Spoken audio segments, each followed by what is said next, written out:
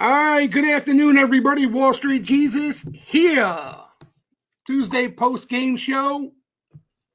For those of you who are new, we get together every Tuesday, talk a little bit about what we're seeing early on in the week, and point out some things we should look ahead towards, especially this week. We got a lot going on, but for those of you who may be new to this webinar, not familiar with what we do, we primarily are focusing on, as I would like to call them, wise guy sweeper activity, which in English is aggressive buying in the options market, and retail trader sentiment, which is the regular guy, all the jabroni degenerates out there. And when they get on one side of the market, we like to see the smart money get on the other side, and that is a sweet spot, as we would like to say. So that, that's just the gist of what we focus on, so you have an idea of what we're talking about. Just to get out of the way early on, if it sounds foreign to you, very simply, you could go to wallstreetjesus.com, strategy section, quick write-ups, and all the terminology, everything we focus on, how we look to trade off it, place bets off it. Pretty much you'll get an idea of what the hell we're doing. All right. So again, wallstreetjesus.com, the strategy section. You could get some quick information there. Anybody who may be interested, we have been and will continue to offer a 3-day trial. That's basically the premium package and includes everything, trading room, private Twitter, audio, video commentary, the whole 9 yards. No credit card required. So you could check it out for free, 3 days. Again, you're just going to get a little feel of what we're trying to do on a day-to-day basis. All right. And then you could see 50% off the first month after that. If you're interested in just private Twitter on its own, you go to the product section, click on private Twitter, and for $59.99 a month, you could get all the real-time activity, same activity, with some commentary, with some sentiment, open interest. The big thing, again, the difference, I always get this question, in the room, you have other traders who are familiar with trading off flow, sentiment, and other styles, okay? So if you're looking for a new style, you haven't had much success, that probably be best suited for you. Okay, but if you're just looking for the action, you're on the go constantly, you're not in front of the computer, and you're just interested in the activity and the sentiment, private Twitter may be for you. Okay, so if you have any questions, you can hit me up on Twitter. You know where to find me. All right, but more importantly, again, if you're new, it's hard to get a grasp on things within the first couple of days. So check out the strategy section, easy to read, quick blogs, and you'll get somewhat of an idea of how we use this information. All right, so let's dive right into it. The flow sucks, the market sucks, we're in earnings season, everything sucks. Okay, and there's not much else to say about it. All right, I mentioned this on Twitter over the weekend. When I find myself out there trying to discover something, I'm digging, looking for flow, hoping for flow in names. That's usually when it's just not the right time to do much. From my experience trading off sweeper activity and sentiment, the best opportunities come to me. They come to you.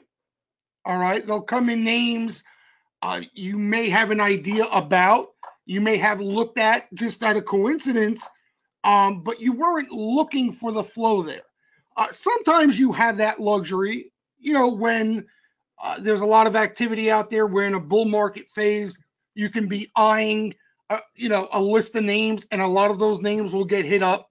But when you're in this type of atmosphere that we're in now, I found that when you start and I see this a lot in the room on private Twitter, people asking me, and they're members, and they're asking me, do you see anything in XYZ?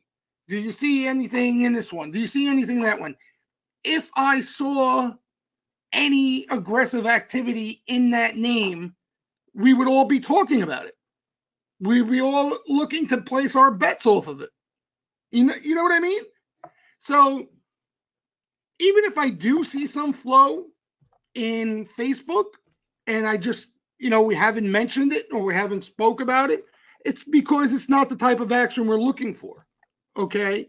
And the top risk reward situations, the best activity out there, it's the obvious, clean, sharp looking order flow that for me, I guess because I've seen enough of this stuff, it's where I have no doubt about I have to be a part of that type of action.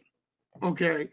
And to give you an example, the environment, the atmosphere we're in now, and there's a lot of reasons, not just earnings, a lot of different reasons. It's the total opposite. Total opposite. Okay. So the point I'm trying to make, and we were talking about this since probably the start of earnings season, all right, the beginning of it, last couple of weeks. The most prudent thing to do is to sit, be patient. If you have to play because you're that big of a degenerate, all kidding aside, and some of us are, some of us love this game. We need to play, we need to do something, but just make sure you're doing it in a small way that you're not going to get lumped up. Okay. And even more importantly than getting lumped up, all kidding aside, and I was telling this to a couple members last week, you want to make sure that when those bull missiles, and you guys hear me use that expression a lot, meaning when they really come in and start buying stuff, you want to be able to have that ammo and fire. Okay? And it's not just one name, because one name, we talk about this all the time, any name off any action could go down, right? So you don't want to just have that one pile of money aside for just one idea off one batch of aggressive activity, and then you need to rely on that single play being a winner for you to be happy and your definition of success. If they come in and they hit 3 names over the course of a week or two, you want to have some cash on the sidelines to look to take advantage of it. Because one, it's always the first batch of action out of little corrective phases, digestion, something similar to what we're going through, earnings season. It's always that first batch of aggressive activity that ends up being the best activity. You hear me talk about that a lot too, and that's just from my experience. The stuff that comes in at the tail end, where most people are excited about because they've already touched 3-4 winners in a row.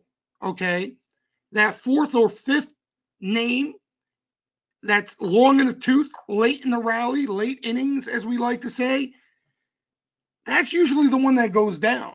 It's the first batch, the first group of names that get lifted that end up having the most success. We spoke about, remember, IQ, and how IQ was the one name not everybody was familiar about. We never saw a flow in it. It exploded. People wish they had more of it. Some people didn't have it. They wish they had it. And then what was the retail crowd doing? Looking for the next IQ, right? The next one that can be an IQ. And unfortunately, the market doesn't work that way. Sometimes you get lucky and you can find the next IQ and step and poop. But for the most part, there's only one IQ.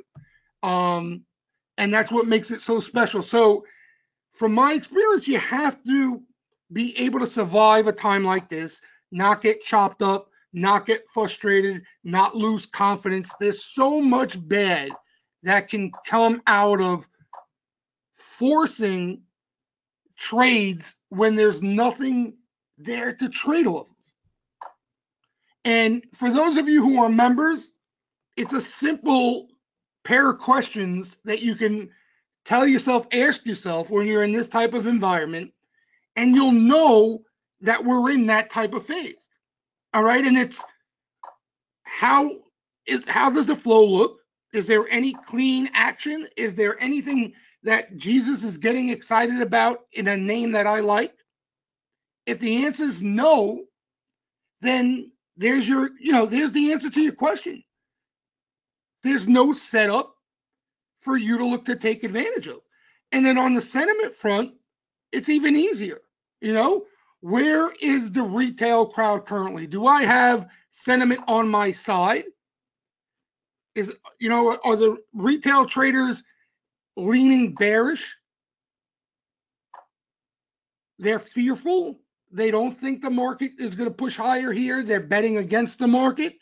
Do I have sentiment on my side, or is everybody all in and bullish because we're coming off a rally and there's a high probability of a drawdown? Apple just had a reaction. Let me see if 0.27 billion versus 45.1 billion last year. That's also a beat. Apple says Q4 revenue between 60 and 62 billion dollars. Q4 gross margin between 38 and 38.5%. Sees Q4 operating expenses between 7.95 billion and 8.05 billion. This thing's likely going to jump all over the place until conference calls and everything else.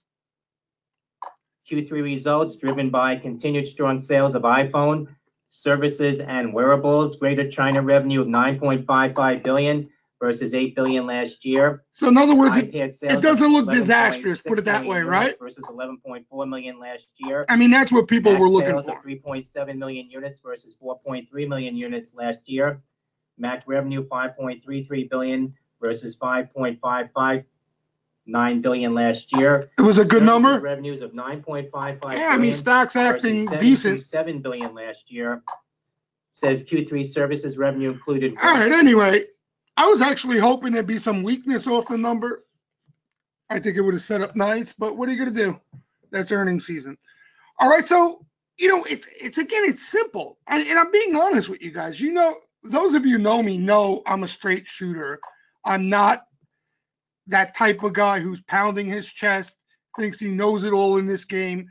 It's actually the opposite, okay?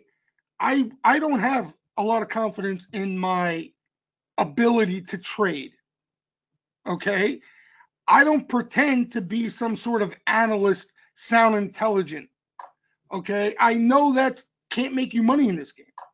And that comes from experience, I guess, but I understood that quickly. All right, so I try to keep it simple. And the simple way to look at it is, again, those two questions. Is anything jumping out on you on flow? Is there anything that flow's forcing you to play right now? You have to own it because they're buying the living daylights out of it. All right. And again, on the sentiment front, it's simple. It's simple. Is the crowd too bullish right now? Or are they fearful? I feel fearful, and therefore I should be looking for something to get long. Okay, and when those two line up, that's beautiful things come out of it. Okay, and right now we are in an environment where there's a lot of balls in the air that get in the way of all that. Okay, like you got earnings, for example. It's hard really to get a gauge on any of the flow, let alone, you're going to look at some chart and try to figure out a pattern where you're in the hands of the earnings guys. There's no ifs, ands, or buts about it. If Apple would have laid an egg here, damn well it would have took Apple and the whole tech and most of the market down with it. Right? And Apple reports a good number like it just did. There's a good chance the market's going to go up with it.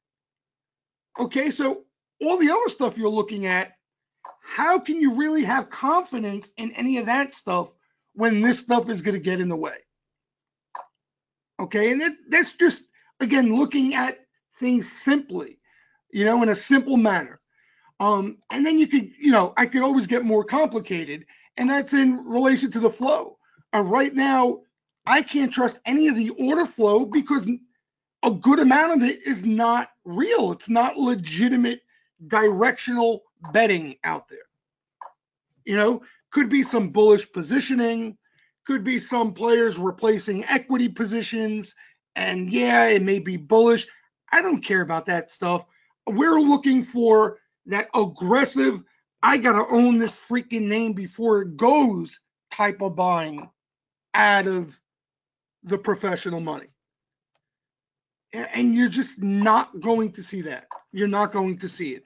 So, all in all, this is a good thing, I think, when you're going through earnings. What bothers me a lot of times when the market rallies through earnings, because it's like you're missing out on a rally and you can't trust your signals. When the market's choppy, has a downward bias, is knocking out some bullish sentiment, that's all a good thing in this type of phase. It's a good thing because as we get through more and more earnings, right, each and every day, each and every week that goes by, there's going to be less names reporting. That will translate into cleaner activity out there. And post-earnings action is the complete opposite of pre-earnings action. You can't trust pre-earnings action. Post-earnings, that's when the true colors, that's when you see the real activity out there.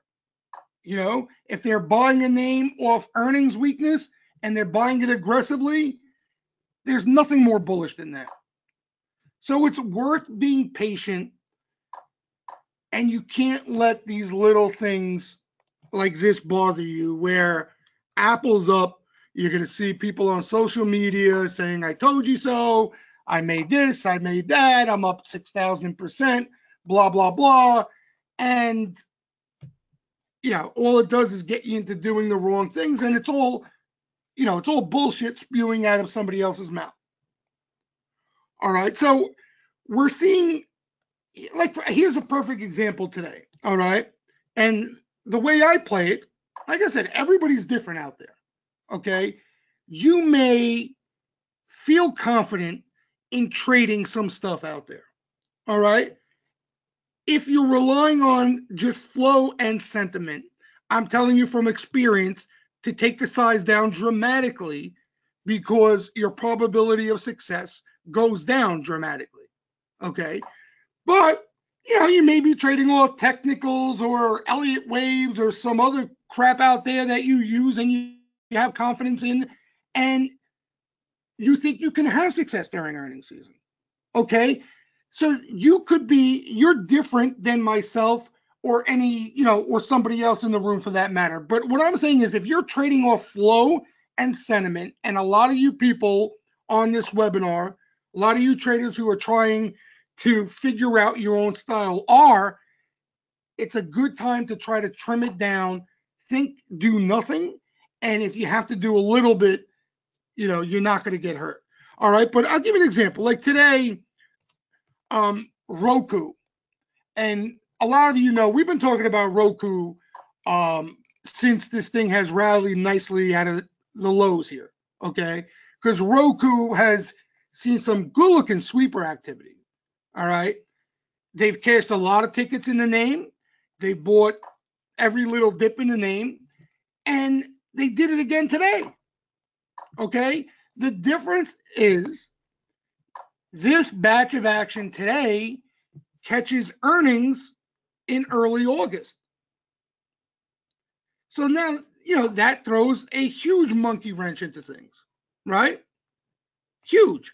Okay. You can roll the dice and trade it and hope to take advantage of the momentum up to earnings. You don't really have that much time. One market drawdown off earnings somewhere else, and you're behind the eight ball.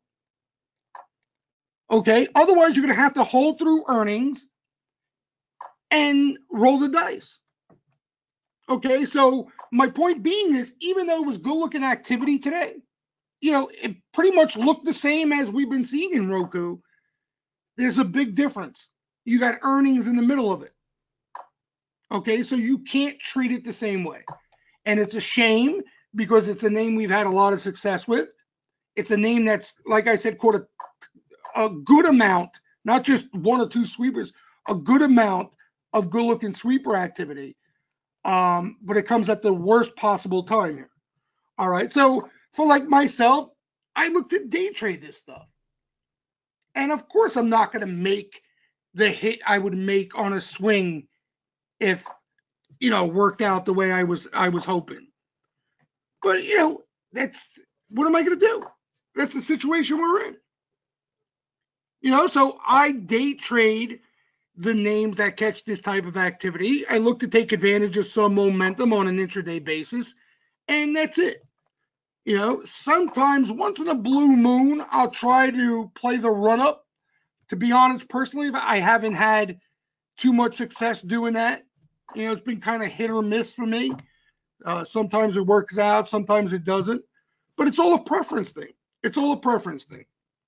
All right. And the only other way to play Roku, one, you could hold it into earnings. Okay. So basically, you're putting in what you're willing to lose. That's the only way to play it that way, if you're going to hold through earnings. But again, you're playing a name into an event.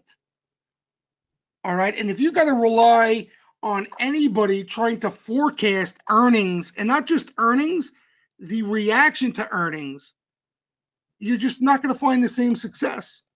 There's a reason a lot of professionals, they tell it like it is and say earnings is a crapshoot. It's a crapshoot. If I gave you the number a specific company was going to report, you probably still get the direction wrong reaction wise. So that creates, a little, what's this here? Oh, that creates a little difficulty in these things. All right, but that's an example of what I'm talking about. All right. And you could also play it as where you're watching Roku, any weakness off earnings, and you see some flow come in it again. That would be, that would line up perfectly. Okay. They don't always work out like that. But if it does, you happen to have a nice setup. They came back, bought weakness, and you got even a better entry at it. All right. And we saw, we're seeing a lot of that. I mean, ATVI, which a lot of us were hoping for a dip in, is seeing some buying into this pull. I mean, this is what we wanted in the name. This is what we were dying for in this name since they first initially hit it back here. But here's the big E. The big E on 8-2. All right, but she saw some action again today, yesterday, and today, buying the dip. All right, it even creates problems. Here's another example. Okay, EA. Yesterday, EA caught some sweeper activity. All right, again, if you know what we're looking for off a nice pull, everything you could want to see in a name like EA, right? Hasn't stopped since that aggressive activity came in months back, waiting for a decent wash. We finally get it. Some buying comes into it yesterday. You look, EA reported already. Oh, what a beautiful thing, right? But here's the other issue with earnings. ATVI's got a report. I think Take-Two's got a report. So you're still in the hands of the earnings god, whether in the hands of the earnings gods, whether you like it or not. That's the problem. So again, what it ends up just meaning is there's more risk. You can't treat the action that comes into EA at a perfect spot like this during earnings season with other names left to report as you would if they weren't. That's my point. All right. Yeah. And I know a couple of people who played EA, but they played it for this today. They played it for that quick snapback trade, less time, hopefully less risk. And that's how they played it, looking for that quick bounce, as opposed to where others might look at it outside of earnings season and say, I might have that entry, that I was looking for in this name for a while now. But that's it. We get, if we're lucky, all right, yesterday, for example, just the order flow in general was nothing special. There was this BLDR that caught a buyer, okay, a good looking order.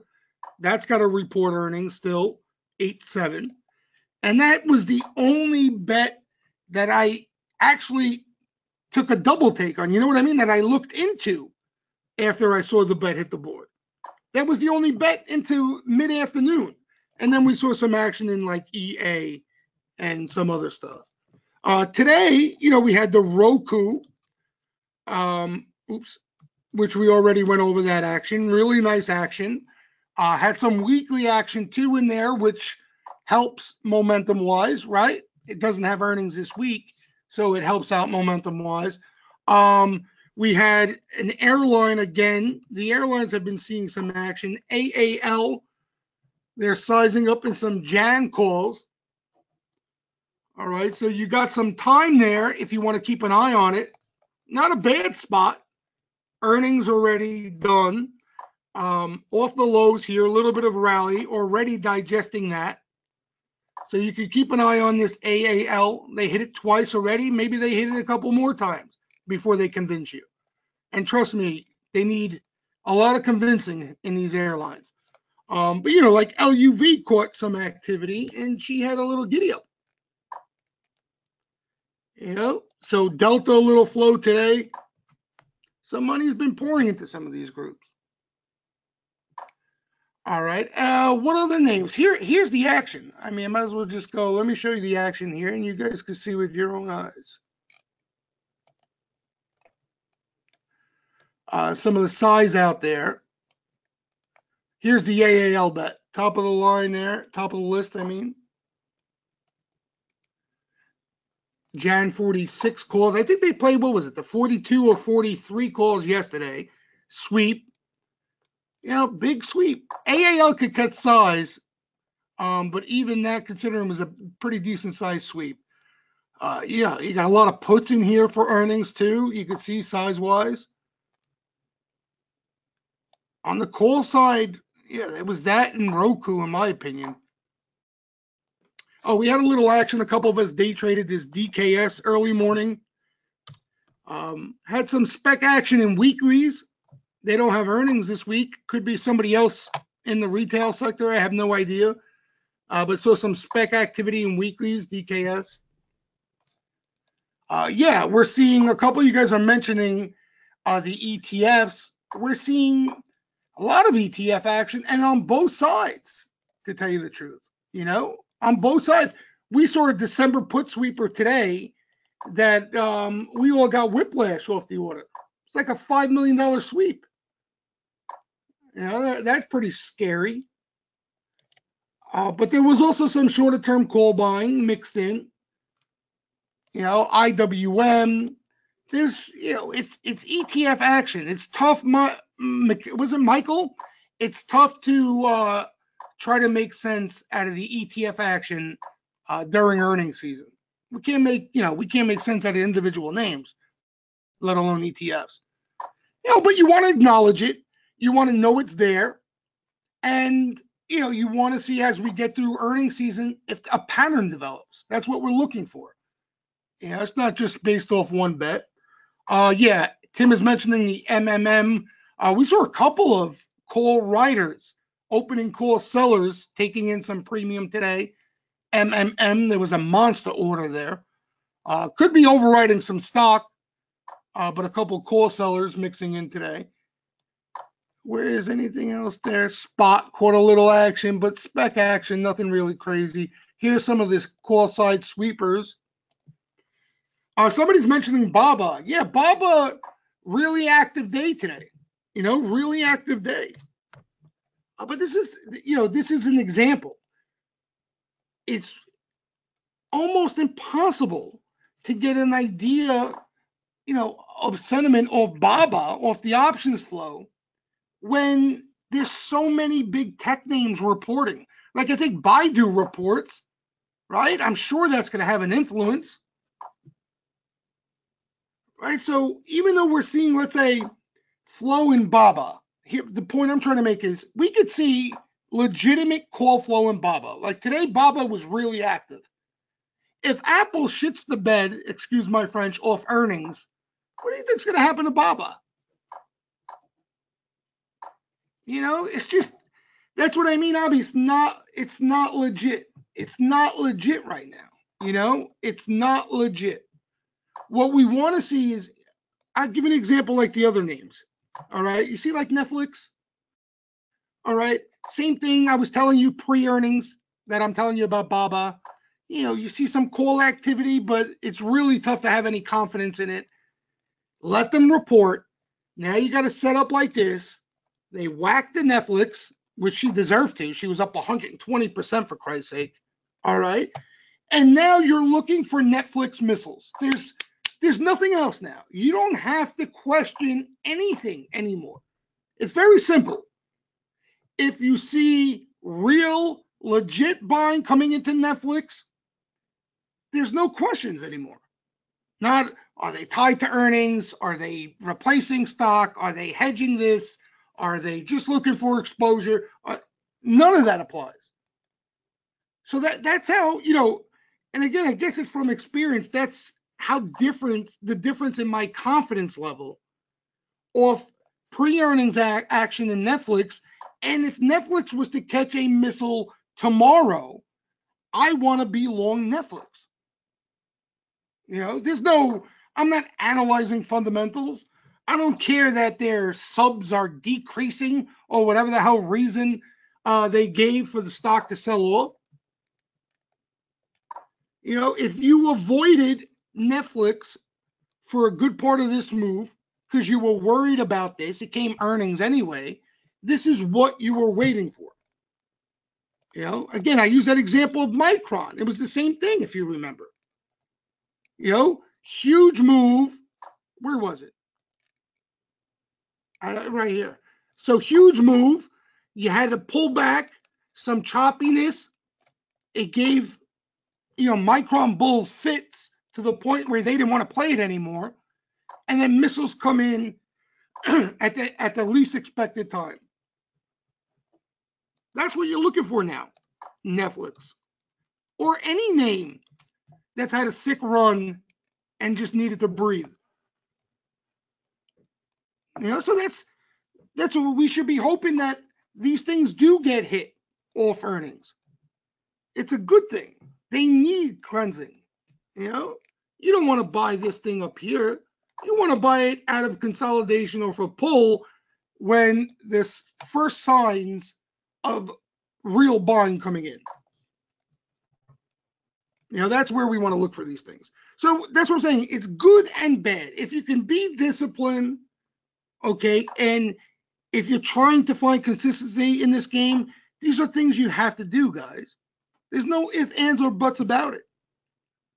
You have to find a way to fasten your seatbelt and keep yourself in check when whatever signals or whatever things you're looking at aren't, stressing any confidence right now. You can't be playing the same exact way as if they were. You can't. And I think that's a problem a lot of traders, have. And that's why they can't, they don't last in this game. Because basically they play the same way all the time. Dan Loeb, 300 million in Campbell. That's the news here? That's now? Unbelievable. Well, now you know who was buying those Novembers.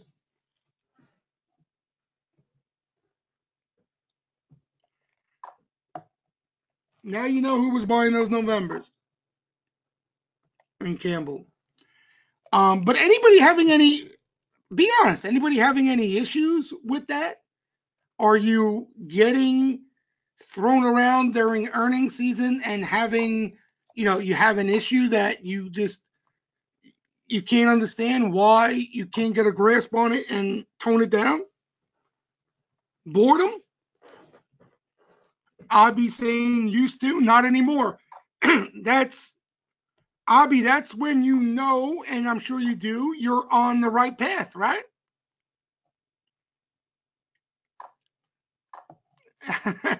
I have an issue in my mind.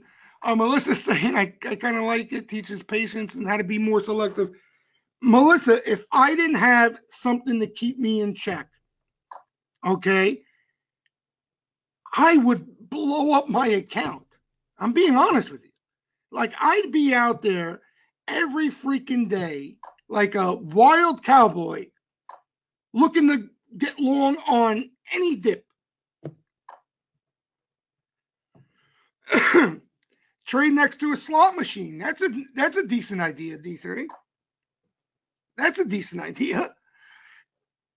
Anything that works, anything that works. But see, like, and that you guys heard me say this a lot. I needed to find something that keeps me in check when I shouldn't be firing the same way that I would be firing when things lined up. You know, you need to. Now, for me, again, because it's just the stuff I have confidence in, the stuff I have found success off of. For me, it's flow and sentiment and nothing else. You know, because that's what I have confidence in. For you, for any of you, it could be a mixture of sentiment, flow, and something else, or flow and something else. You know, but you need to have something. And we talked about this on the members only webinar on Saturday. We had a really good discussion last Saturday, where, you know, when a lot of times when people see, I don't have the room up. A lot of times when people see, wrong thing here, the flow look like this. Hold on. All right. You see the flow looking like this? A lot of, especially new members who just sign up or haven't really got a feel for things yet, when they see the flow, call buyer, put buyer, call buyer, put buy, and they're confused by it, they automatically, their brain goes to, this shit doesn't work. There's no edge off this.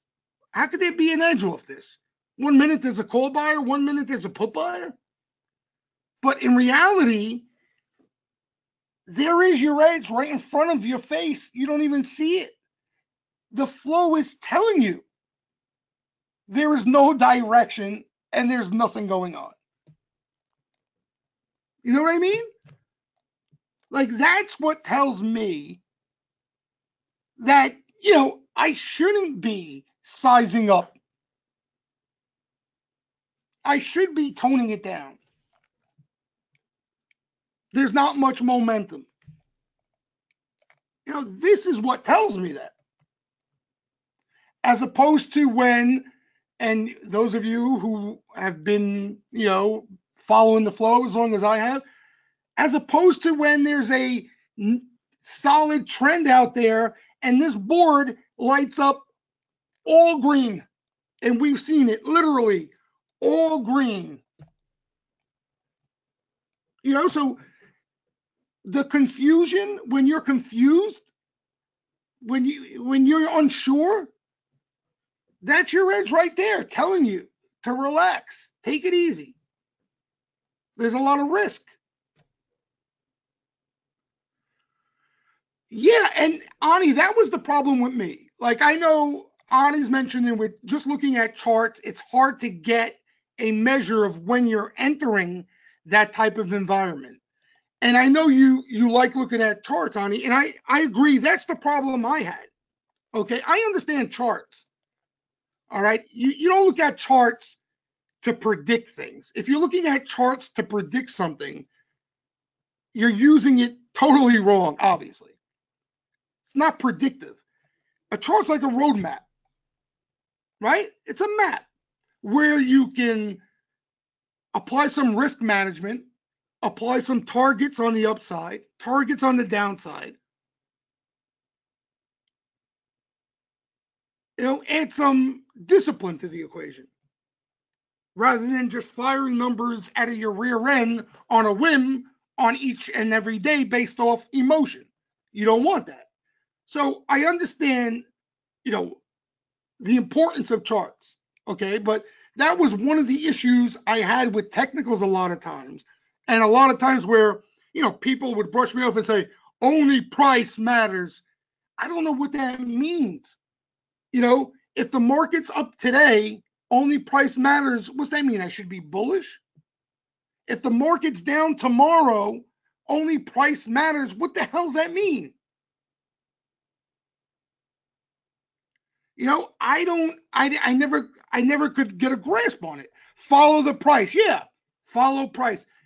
It's just one of those, again, maybe I don't understand it, but it's one of those things thrown around Wall Street and traders. They like to throw, the market hates uncertainty. What the? That is the biggest, the most useless line I've ever heard in my life.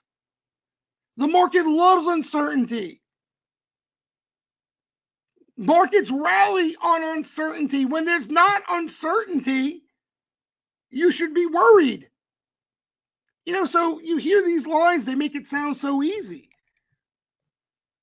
But, that's like Ani's pointing out, that's the problem I had, because I look at charts. You hear me talk about spots. I like pullbacks. I like consolidation. So I use charts. You see me using charts. But I'm not going to be foolish about it. And like Ani's saying, how am I supposed to, what's my edge? What's going to give me a heads up that there may be a different climate we're entering right now? By the time I see chop, I'm already chopped up. You know what I mean? How do I know that this consolidation, we could break out from here? What am I, flipping a coin? How would I know? Wait for it to break out and chase it? No. I'm not doing that. Okay? So that's where sweeper activity can come in handy. It's not all about just tailing alerts and hoping to hit every single alert you tail and get lucky. You're in some consolidation. You like the consolidation on the chart. You like the setup. You see some sweeper activity there. It can give you the heads up that maybe momentum is going to start coming into the name. Or there's a good possibility momentum may start coming into the name. And the same with sentiment. And a lot of you guys know exactly what I'm talking about. We'll see a little downdraft like this. And then all of a sudden, right near the bottom of the downdraft is where the retail crowd gets the most bearish. And that's usually a time where, whoop, we start to go in the other direction. Yeah, exactly. Ani, your money today, by the way, Ani. I should bring you on here and your money with everything you're saying. XBI was a great example Ani's pointing out recently. Okay? If you're following just price, right, it looked terrific. As a matter of fact, I saw a lot of people chasing biotech here looking for a breakout, the B word. But we were looking at sentiment, and sentiment was telling us on a risk reward basis, that's not a quality spot in biotech. It was at bullish extreme, meaning everybody's bullish already. That's not where you want to enter a position. And, you had that rally and flew right back on its face again because it's more prone to selling. If everybody's, it's logic. You hear it all the time. If everybody's long, there's nobody left to be long, and it's more prone to selling coming in. That's the logic behind it. So again, I'm going on a rant with the assistance of Ani here, throwing out some good points, but he's right. He's right. And when you can put it all together, and like Abi said, he used to be that way, and now he's found a way to keep himself in check when he needs to be put in check. And then he can loosen up when he has the confidence to loosen up because things line up, and you're not letting FOMO bother you when your signals aren't there. FOMO shouldn't bother you if your signals aren't there. There's no reason. If FOMO's bothering you, you're more concerned about what everybody else is doing and not what you should be doing. So that's the point. That's the point you want to get to in this game, whether you're trading, you're investing, you're betting, whatever the hell you're trying to do. That's what you want to. That's the point you want to get to, where you have confidence in something, and you rely on that to keep you disciplined, and the rest of the noise is just noise, and you couldn't care less what's going on around you. That's where you want to get to. That's where you're striving for. But I see a lot of great remarks here as far as frustration. Like somebody was mentioning, like that Roku bet. That's what frustrates him the most.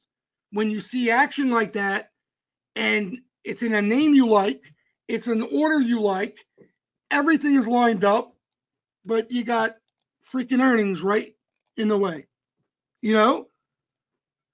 And it still frustrates me. All these years I'm doing this, and it still frustrates me because it's like wasted action, right? You could day trade it, make a little money on it. You could flip it, make a little bit of money on it. But this is something, if you wanted to size up in. It's a name you've had success in. You were waiting for a pullback, and you got something that gets in the middle. But it happens. You know what I mean? It happens. And I don't know, I think, Tim, you might have mentioned it. And I saw you mention that a couple of times, even earlier today.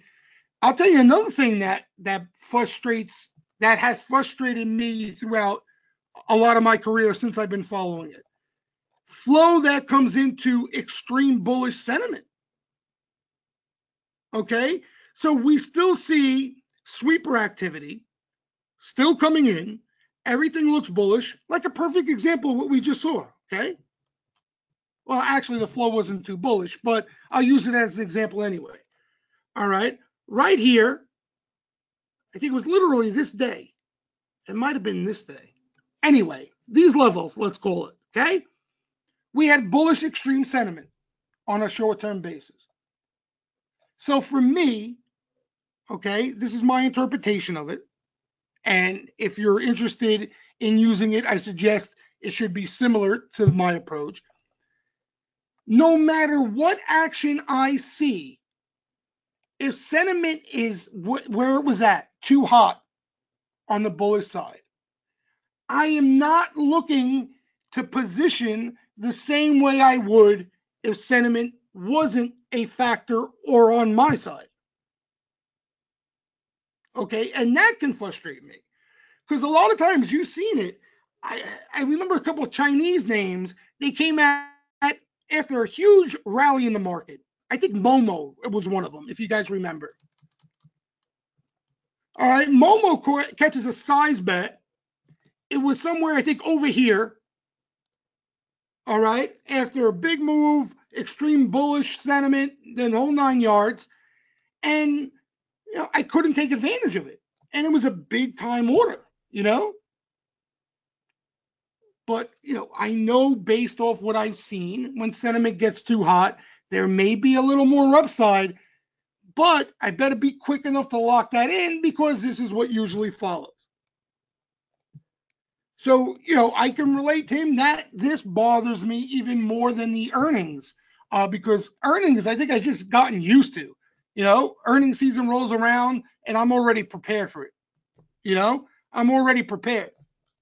Like you hear me in the room, Tim, like I'll call out an order, sweeper in XYZ, not a bad looking sweep, but there's probably earnings involved. It's like I assume it already. So I'm so used to it. But, this is the game, right? There are going to be things that frustrate you. This whole game evolves around emotion and sentiment, guys. There's no other way to put it. There's no other way to put it. And when sentiment's at bullish extremes, that's when you're most likely to make a wrong decision on the long side based off emotion. And when sentiment's at a bearish extreme, that's where you're most likely to make a bearish decision based off emotion. It's that simple. So if you got some tools to keep you in check, to remind you of where you are, It gets a little bit easier. I hate to use the word easy in this game, but it gets a little bit easier. What else? Anybody have any names or anything they're looking at before we wrap it up? Any names they're eyeing? Hopefully they catch a dip off earnings or anything like that. And what we're going to start to do, I forgot who mentioned it, but I know MJ was a part of it. What we're going to start to do on these webinars, we did a little bit of it. I'm going to start whipping some traders out of the room and bringing them on with me, and you could hear, some of the stuff they go through, how they trade off flow, trouble they have trading, what do they do well, their strengths, their weaknesses, and you get some ideas that way. Melissa's saying, I want some new names. Yeah, we definitely need new names. I mean, Melissa, I haven't taken a normal size swing position in quite a while now, and it's getting annoying. It's getting annoying. But it's like I can't get myself to. You know what I mean? I can't even get myself to. Because like I said, when it's earnings there, I know there's no reason for me to roll the dice into earnings. If I was an earnings player, it's a different story. But it's not part of my gig. It's not part of my game. So playing one name or based off action into earnings, it does me no good. More harm than good. PAGs. Yeah, PAGs, they rolled out, and I think, honestly, that was part of the additional weakness that came in through the day. What happened was PAGs, it was a sell on the news type thing. She was green. Then they started selling it like a lot of other crap out there. And August calls were closing. So that added to the downward momentum, I guess, which they probably wanted it to, because then they turned around and started rolling into November's. So basically, PAGs is right where it was before the August buying came in. You know what I mean? August buying came into the lows, they closed it, and they rolled them out to November's, and now they're in mostly November's in this PAGs, which still sees a decent amount of selling pressure. But we'll see. There's a lot of time. I'm in November's. I traded it the first time over here off the news. I didn't trade it this time, but I'm in just November's. I have a November position, nothing else. A couple of people have August, and they flipped it nicely. That was a good move. But you had numbers. Weren't today numbers or something? What was today, Ani? Did they come out with numbers today? Or some earnings report that we knew about? Yeah, pre-announced, but I think it was announced. We knew about it today, right? Yeah. So it was like a sell the news type thing. Let's see. It hasn't been any fresh new buying, if that's what you guys are asking. The August action rolled out to November. So not any fresh new buying. Intel, I mean, there's a little bit of action there, but nothing really to get excited over. Again, a name like Intel, you want to see, like I mentioned with the Netflix, Khalid, you want to see missiles. Like they could annihilate Intel when they want it. Annihilate it. We played Intel several times off action. It was a really nice mover, this rally here. They really could come after Intel when they want it. They're nibbling in Intel right now. Anything new from sentiment for sectors you like? Honestly, here's what's been going on in or sentiment here. I'll tell you exactly. Those of you who are members know already, but if you're not, you get an idea. So we were at too hot, as you guys know, too many bulls out there. A lot of that bullishness washed out on this candle here. Okay, we were back to neutral and then some on this. Yesterday, tech, just tech, not overall sentiment, tech on a short-term time frame got really close to flashing bullish, a bullish signal. Just tech. As far as overall sentiment, we're not quite there yet. We were under neutral going into today. Today, I think we closed basically right around neutral, maybe a little above neutral. So that's where we're at. I was hoping Apple, there'll be some weakness, and that could have maybe set up something nice, for a sentiment snapback. But you know what? Abby, I don't even mind it because of earnings and all right now. I don't mind it, as I'm being honest. I get bored and frustrated because, like Melissa said, there's no new names, clean action. But I don't mind it right now because, look, this was, okay, it's not a new name, but, we had some nice action and a decent setup there, and it's annoying, it's frustrating. So I don't mind. We get through this week. You got the Fed tomorrow. Nevertheless, you got shit all over the place. You got stuff all over the place. So we get through this week. We get through some of the bigger earnings. Apple, all the big guys are done. Tesla done. And then the flow will start cleaning up.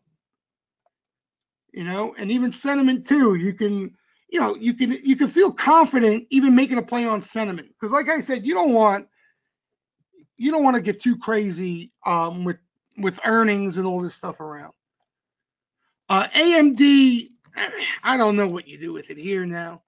You had a little pullback today. AMD, there's been a ton of action. Most of the action, they're rolling out stuff, Dharmesh. So a lot of the positions they had, they're locking in some profit and pushing them out for more time. But this is not my cup of tea here. You need some decent consolidation, chop, or a bigger pullback to take, soak some of the bullishness out. Ani's talking about MU. Yeah, same thing, right? Same thing.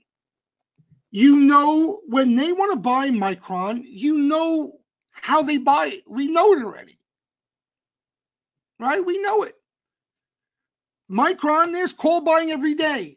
There's some sort of call flow. You have no edge off that stuff unless you look at a day trade, momentum. But, if you want to take a position in it, you're looking for Tepper. There's nothing else you should be looking for. Right? You're looking for Tepper. You see some opening clean Tepper activity come in, and you got a good shot at something here. Jason saying, when you roll out, is it better to pick a higher strike or an in the money strike? Well, Jason, when you roll out, it depends what you're looking to do by rolling out. What the smart money does, that's their form of profit taking when they're trying to catch a trend. Okay, so I'll give you an example. Like AMD, okay, they didn't just come in with one sweep and that's it, right? There was days, weeks of action, huge open interest positions that piled up. So what they do when they come in like that, they're usually trying to catch a trend. And what they do every time there's a decent move in the stock, they'll take a chunk of that position, close it out, and roll out and roll up. Okay. And what that strategy allows is now you have more time for just in case there's a drawdown, because there's a rally, obviously. So there may be a drawdown coming. And you're rolling up cheaper premium and you're paying yourself. You're putting some money in your pocket. So you're taking profit up along the way. You understand? So every time we see them roll, they're taking profit off the table, pieces. And they keep rolling and they keep rolling and they keep rolling until at the end of the trend, they're getting caught in longs and they don't mind it. It's not an easy thing to do. You know what I mean? Like when a stock runs out of momentum and rolls over, they're caught with positions. They're willing to do that though, because they're looking to ride a whole trend. That's their game plan from the get-go. But yeah, for you, if you're talking about yourself, I would roll out and roll up. You don't have to go too crazy out of the money, but I would make sure that you take some money off the table by doing that. You understand? That's why you're doing it. Unless you're just looking to roll out for more time, you want to keep the same nominal amount behind the position and you're just rolling out, you're not taking profit. Then you could do what you're talking about, use the same strike, same dollar, same uh, stock price and whatever. But if you're looking to take profit and that's why you're rolling, if you're looking to ride the trend, then yeah, I would roll out and roll up. Twitter, I mean, Ani, there was some spec action in Twitter. Nothing to really get excited about. But there was also some March action, March 2020 action there. So maybe they're starting to buy the dip there. I would wait. I would wait. I would wait till you don't, when they buy Twitter the way you want to see them buy after this, you're not going to have to ask me that, Ani. You're not going to have to ask me that question. You know what I mean? That's the action you want to look for a position. Maybe you want to trade it. That's a different story. You know what I mean? But if you want to dip by Twitter and build a position, I would wait for real action there, some real action. And to be honest, we haven't seen real action anywhere, yet anywhere. I see Apple rocking and rolling.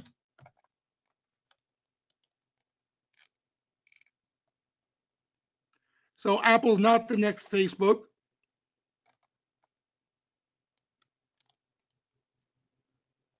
Everybody thought the Bears were going to get Apple today. Anyway, moral of the story, be patient.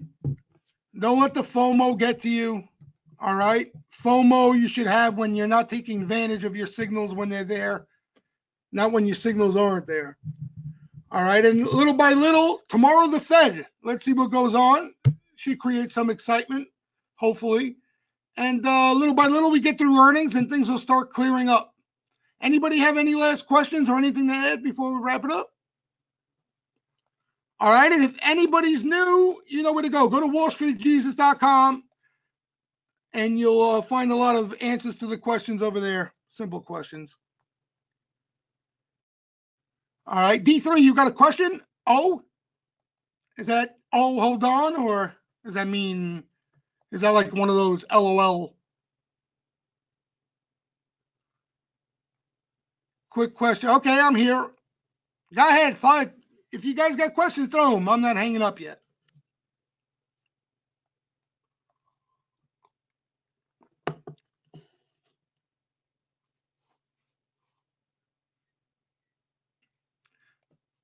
On Twitter. Yeah, Twitter's become a real shit show, Ani. Twitter's become a real, it's amazing. Politics ruined everything, man. Politics ruined everything. Everything. It ruined everything. DHI calls 48 September. I think that was a seller, Pablo. If I remember the order correctly, I think that was a seller.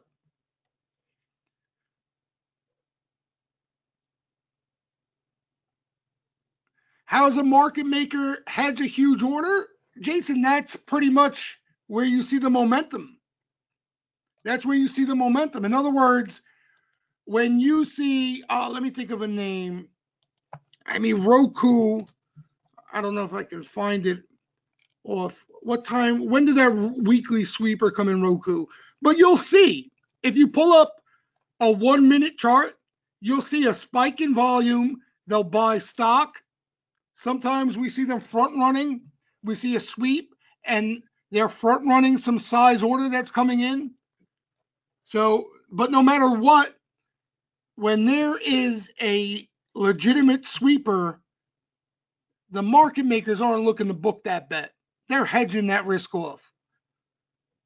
They want the riffraff money. They'll take whatever size from the riffraff until they turn purple in the face. They don't want sweeper money.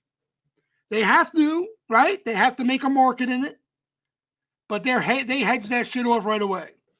A lot of times you'll see it in the stock. Yeah, Pablo, I'm almost positive there was a DHI call writer. In other words, he sold out of the money calls to take in some premium. He might have been doing it against some stock. I'm almost positive that's what I saw today.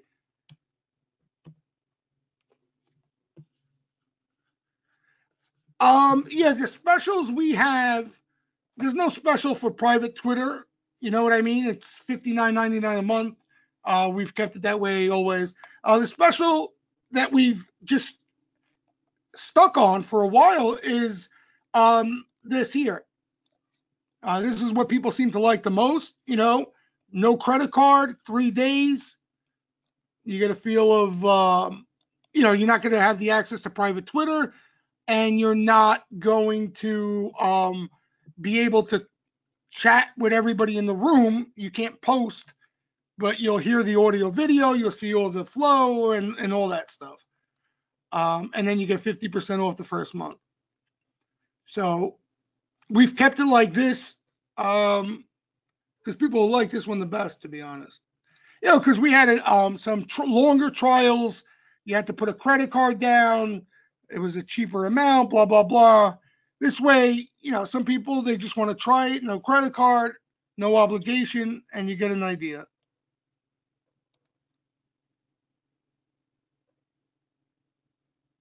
September player collecting premium sales. Yeah, Pablo, that's it. That's the one. Is that the one you were asking me about? Yeah, right? The September order? Yeah, there were a couple of call writers today in size. Now, call writers are tricky. You know, it's bearish, okay, but a lot of times they're overwriting stock. It's not as bearish as, I don't know, my interpretation, it's not as bearish, you know? Because a lot of times they're selling out of the money calls. You know, I look at it, you know, if you had that account, you'd do the same thing, right? If you had the luxury of selling 5,000 DHI, $49 calls or whatever the hell they were, and taking in that much juice, or you saw what that MMM guy did? He took in 1.2 million, that MMM call writer. You know? So they're probably overriding some stock. You may see a negative reaction short term off of it, but I wouldn't, you know, I wouldn't treat it as aggressive put sweeper activity. Put it that way. All right, boys and girls, always a pleasure. Enjoy the rest of the night. All right, chill out a little bit. We don't have too much longer to go here. Another week or so, things will clear up. Hopefully by next Tuesday's webinar, we'll have some more idea flow and some names to strongly take a look at, some new names, because that makes the webinar a lot more fun and interesting.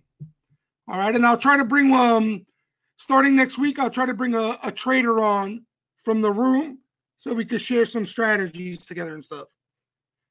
Enjoy the night, everybody. Thanks for coming by.